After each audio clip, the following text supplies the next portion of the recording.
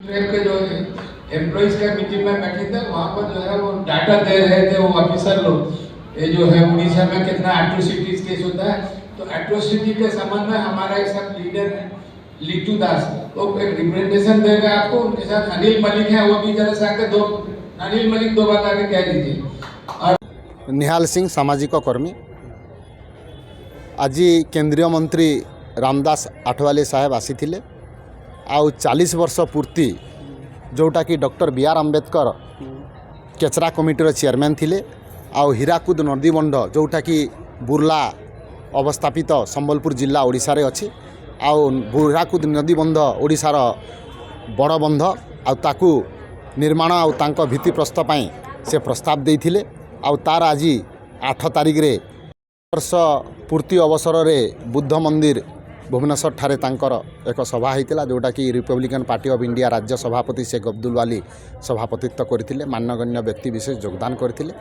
ओडिशार समस्त कर्मकर्ता को आह्वान देइछंती सर्वजन हिता सर्वजन सुखा लड़ई रे नुहे सत्तार दखल रे लोकन को न्याय दिया हबो। आ न्याय प्रक्रिया को चालू करिबा पई ओडिशार समस्त बुद्धिजीवी युवपीढ़ी आगभर हेबा पई से आह्वान देइछंती। आम्बेडकर आदर्श नहीं कौन कहले? आम्बेडकर आदर्श यहाँ थिला सर्वजन हिता सर्वजन शिक्षा, जाति विहीन श्रेणी विहीन एवं पार्टी विहीन आमे जो पार्टी रे रहुना कहीं मानववाद आ मनीषवाद को करने बाबा साहब आम्बेडकर 1950 रे संविधान रे व्यवस्था करी जाइछंती। सेटा को आज केंद्रीय मंत्री रामदास आठवले साहब आह्वान देइछंती आ अनुरोध करिछंती जे संग्राम न करिबा अपेक्षा सत्ता दखल करिकी लोकन को न्याय देवाटा प्रक्रिया को चालू रखिबा कथा। समाज को जाइकी बुझेइबा जेमती गौतम बुद्ध, महात्मा ज्योतिबा फुले, छत्रपति साहूजी महाराज, पेरियर रामस्वामी नायकर, आपणकर सावित्री बाई फुले माँ, शेख फतिमा माँ, एमाने कौन सी अस्त्र शस्त्र धरी नथिले। मानववाद परिचय नहीं कि मानववाद को परिवर्तन करते जो डॉक्टर बी आर अम्बेडकर कागज कलम परिवर्तन करने को 1950 रे संविधान रे सेटा को रामदास आठवाले साहेब ओडिशा पई लागू करने कर्मकर्ता को अनुरोध कर आह्वान देइछंती। जय भीम जय भारत।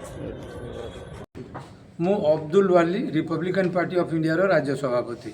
आमर राष्ट्रीय नेता रामदास आठवले ये आसते। आज गोटे सम्मेलनी आमर ये है जे आज 80 वर्ष पूरा है 8 नवेम्बर 1945 मसीह बाबा साहेब अम्बेडकर कटक रे आसिक अंतरराज्य जल समस्या उपरे गोटे सम्मेलनी करते। से जल विभाग मंत्री थे जो बाबा साहेब अम्बेडकर गोटे सम्मेलनी करते।